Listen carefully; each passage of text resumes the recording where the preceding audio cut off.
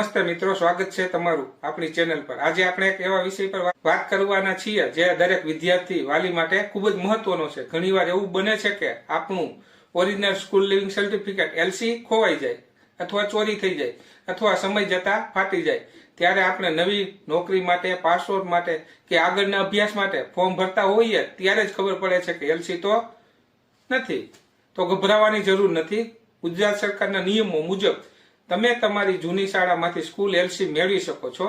આજના વિડીયોમાં તમે જાણશો કે સોગંદનામું કેવી રીતે અને ક્યાં કરાવવું, મામલતદાર કચેરી કે જનસેવા કેન્દ્રની ભૂમિકા શું છે, શાળામાં કયા કયા ડોક્યુમેન્ટ જમા કરાવવા પડશે, જો શાળા બંધ થઈ ગઈ હોય તો ડુપ્લિકેટ એલસી ક્યાંથી મેળવવું અને જરૂરી ફી અને સમય મર્યાદા, તેની સ્ટેપ બાય સ્ટેપ માહિતી આપીશ। વિડીયો જરા પણ સ્કીપ ન કરતા, કારણ કે અધૂરી માહિતી તમને મુશ્કેલીમાં મૂકી શકે છે। ડોક્યુમેન્ટની તૈયારી। સૌથી પહેલા વાત કરીએ જરૂરી ડોક્યુમેન્ટની। જો તમારે ડુપ્લિકેટ એલસી જોઈતું હોય તો તમારી પાસે આ વસ્તુઓ હોવી જોઈએ।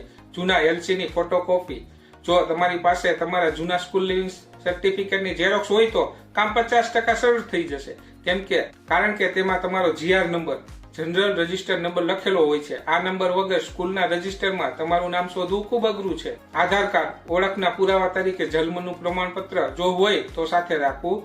પાસપોર્ટ સાઇઝના ફોટા સોગંદનામા માટે 2 ફોટાની જરૂર પડશે। તેમજ સોગંદનામાની પ્રક્રિયા। હવે આવે છે સૌથી મહત્વનું સ્ટેપ, સોગંદનામું। એફિડેવિટ। કાયદેસર રીતે જ્યારે કોઈ સરકારી ડોક્યુમેન્ટ ખોવાય છે ત્યારે તમારે જાહેર કરવું પડે છે કે તે સાચે જ ખોવાયેલું છે। આ માટે તમારે 50 કે 100 ના સ્ટેમ્પ પેપર ઉપર નોટરી પાસે જઈને લખાણ કરાવવું પડશે અને સોગંદનામું કરવું પડશે। આ લખાણમાં તમારે સ્પષ્ટ લખવાનું છે કે હું એટલે કે તમારું નામ આથી જાહેર કરું છું કે મારું મૂળ લિવિંગ સર્ટિફિકેટ જે શાળાનું નામ લખવું માંથી મળેલું હતું જે ખોવાઈ ગયું છે અથવા ફાટી ગયું છે। આ સર્ટિફિકેટનો કોઈ ખોટો દુરુપયોગ થયો નથી અને જો ભવિષ્યમાં ઓરિજિનલ સર્ટિફિકેટ મળી જશે તો હું તે જમા કરાવી દઈશ। નોટરી પાસે એફિડેવિટ કરાવ્યા પછી તેના પર ટિકિટ લગાવી સિક્કો મરાવવો ફરજિયાત છે। જો તમારી શાળા ખૂબ જૂની હોય અથવા સરકારી નિયમો કડક હોય તો આ એફિડેવિટ પર તમારા વિસ્તારના કાર્યકારી મેજિસ્ટ્રેટ અથવા મામલતદારના સિક્કા પણ લેવા પડી શકે છે। તે માટે તમારે જનસેવા કેન્દ્રમાં જઈને અરજી આપવી પડશે। શાળામાં અરજી અને ફી। એકવાર સોગંદનામું તૈયાર થઈ જાય એટલે હવે તમારે તમારી જૂની શાળામાં જવાનું છે। ત્યાં જઈને તમારા આચાર્ય એટલે કે પ્રિન્સિપાલના નામે એક સાદી અરજી લખવાની રહેશે। અરજીમાં વિનંતી કરવી કે મારું અસલ એલસી ખોવાઈ ગયું છે, મારું અસલ એલસી ખોવાઈ ગયેલ હોવાથી મને ડુપ્લિકેટ નકલ આપવા વિનંતી। અરજી સાથે આ જોડો, નોટરી કરેલું અસલ સોગંદનામું, આધાર કાર્ડની ઝેરોક્સ, જૂના એલસી ની ઝેરોક્સ જો હોય તો। શાળા આ માટે તમારી પાસેથી નજીવી ફી લઈ શકે છે। દરેક શાળાનો ચાર્જ અલગ અલગ હોય છે, સામાન્ય રીતે 50 થી 200 રૂપિયા સુધી। શાળાના ક્લાર્ક તમારા જીઆર નંબરના આધારે જૂના રજિસ્ટરમાં તપાસ કરશે અને તમારા રેકોર્ડની ખાતરી કરશે। ડુપ્લિકેટ એલસી કેવું દેખાશે? ઘણા લોકોને પ્રશ્ન હોય કે શું આ નવું એલસી ઓરિજિનલ જેવું જ હશે?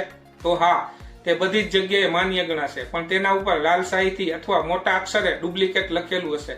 આનો અર્થ એ છે કે આ બીજી વાર કાઢવામાં આવેલું સર્ટિફિકેટ છે, તેની વેલ્યુ ઓરિજિનલ જેટલી જ છે, તેથી પાસપોર્ટ કે વિઝા પ્રોસેસમાં પણ કોઈ વાંધો આવશે નહીં। બીજી એક વાત, જો તમે હાલમાં ભણી રહ્યા હોય તો એલસી ખોવાઈ જાય તો પ્રોસેસ થોડી ઝડપી થાય છે, પણ જો તમે 10-15 વર્ષ પહેલા ભણીને નીકળી ગયા હોય તો કદાચ શાળાનો જૂના રેકોર્ડ શોધવામાં 2 થી 3 દિવસનો સમય લાગી શકે છે, તેથી ધીરજ રાખજો। મિત્રો, છેલ્લે કેટલીક કામની ટિપ્સ। જો તમારી શાળા બંધ થઈ ગઈ હોય તો તમારે જિલ્લાની ડીઈઓ એટલે કે ડિસ્ટ્રિક્ટ એજ્યુકેશન ઓફિસર કચેરીમાં જઈને અરજી કરવાની રહેશે।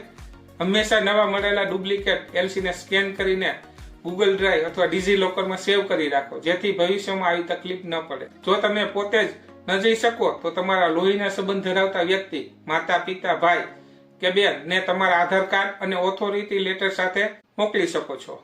આશા છે કે આ માહિતી તમને ખૂબ કામની લાગશે। જો તમને આ વિડીયો ગમ્યો હોય તો લાઈક કરજો, તમારા મિત્રો સાથે શેર કરજો જેમને આની જરૂર હોય, અને હા, આવી જ ઉપયોગી માહિતી મેળવવા માટે આપણી ચેનલને સબસ્ક્રાઇબ કરો। કોઈ પણ મૂંઝવણ હોય તો નીચે કોમેન્ટ બોક્સમાં પૂછો, હું ચોક્કસ જવાબ આપવાનો પ્રયત્ન કરીશ। ફરી મળીશું એક નવા વિડીયોમાં।